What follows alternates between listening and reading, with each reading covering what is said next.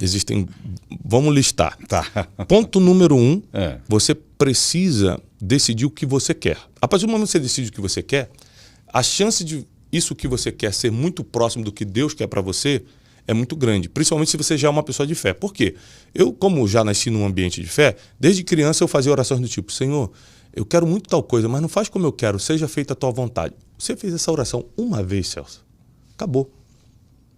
Por que acabou? Porque a partir daquele dia que você fez a oração, você pode esquecer a oração, mas Deus não esqueceu o que ouviu. E aí ele começa a fazer a vontade dele. É por isso que tem namoros que acabam, tem amigos que vão embora da tua vida. Deus escuta a conversa que você não estava escutando, tira aquele cara da tua vida. Então isso é livramento, né? São os livramentos divinos, lógico, sim. E fazem parte do nosso destino. Então, chega uma hora que você fala o seguinte: eu quero, na verdade, viver o que está escrito para mim. Você imagina que Jesus, quando chega no Getsêmani, agora recorrendo à teologia, Jesus chega no Getsêmani, que é horas antes, 12 horas antes de ele ser crucificado.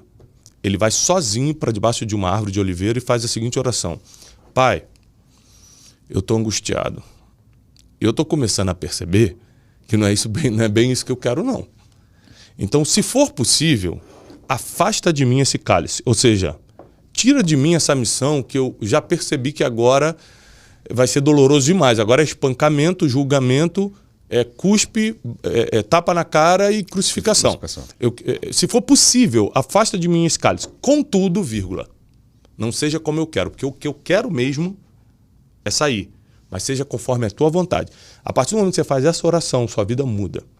A partir do momento que você faz isso, e não importa a tua religião, nem importa se você acredita totalmente ou só está escutando esse podcast e quer fazer um teste, faz o teste. Faz o teste. Agora, você tem que estar preparado para algumas coisas que você achava que queria saírem da tua vida. Porque a vontade de Deus, às vezes, não vai ser o que você quer. Então, às vezes, Deus te move de país, Deus te tira pessoas do teu lado, Deus acaba com algumas oportunidades que você queria muito, porque, na verdade, tem algo melhor para você.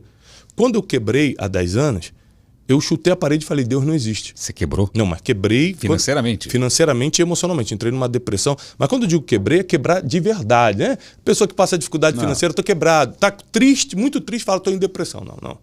Eu estou falando de um nível de humilhação, de gente ligando, te ameaçando. Eu estou falando de um nível assim, de não saber o que ia comer no outro dia. E eu era empresário de turismo, né? Porque eu quebrei. Então eu já tinha experimentado algumas coisas boas. E pior do que você não ter nada é você ter tido e perder. Por causa da comparação mental, é muito forte. Você fica numa confusão emocional tão grande. Subir é legal, descer é terrível. É terrível. E eu lembro de ter feito essa oração, de falar o seguinte: até aqui eu acho que eu tentei do meu jeito. Mas a partir de agora, seja conforme a tua vontade. E Deus mudou completamente minha vida. Ou seja, ele me deu caminhos completamente diferentes do que eu imaginava. Ele começou a me colocar para falar em público. Eu não imaginava isso. Eu queria estar atrás de uma mesa. Eu era agente de viagem, adorava fazer isso. Para mim, esse era o meu caminho. Ele falou: não, mas não foi isso que eu projetei para você. Eu queria que você falasse em público. Eu quero que você escreva um livro. Eu escrevi um livro, mas eu repeti a 4ª série 2 vezes. Mas para terminar o 2º grau teve que ser de supletivo. Como é que eu vou escrever um livro? Então, a gente sempre quer julgar a vontade de Deus de acordo com as nossas capacidades e limitações. E não é assim que funciona.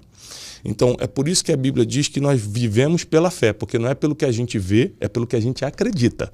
Se fosse pelo que a gente vê, você pega a tua vida há 30, 35 anos atrás, você não conseguiria enxergar o que você está vivendo hoje.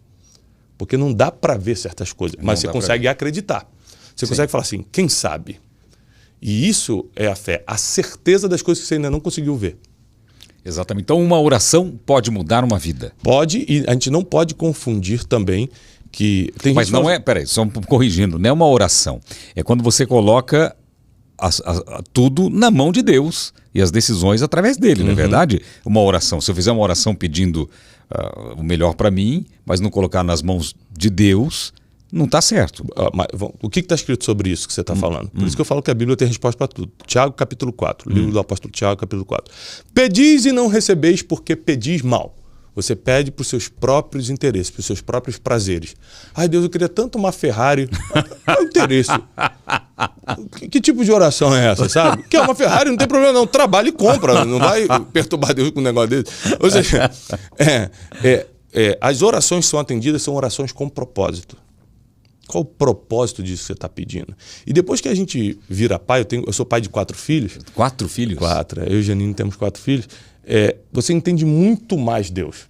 Por quê? Tem coisas que meu filho me pede, eu digo não é porque eu não o amo. E não é porque eu não quero dar, é porque não é a hora, não é o tempo. Pai, me dá chocolate, são 11h30 da manhã. Se eu der chocolate, o que custa dar um chocolate? Ele não vai almoçar. Então não tem como, eu tenho que dizer não. Meu filho de 12 anos falou, pai, me dá um carro. Eu falei, meu sonho, filho, é te dar um carro, mas não está no tempo. Se eu te der um carro agora, você vai ser preso, porque não pode dirigir antes dos 18. Então, tem não de Deus que é para nos preservar, que não é a hora, não é o tempo. Meu pai me disse um não que mudou tudo na minha vida. Eu pedi para ele uma moto, quando eu tinha 15 anos. Eu morava na divisa com o Paraguai, e no Paraguai tinha aquelas motinhos que demorou muito tempo para chegar aqui, porque o Paraguai era ligado muito com a China, então tinha muita coisa lá. Eu pedi na empresa dele tinha uma motinho que não tinha embreagem, era só trocar a marcha. Eu falei, pai, me dá uma moto.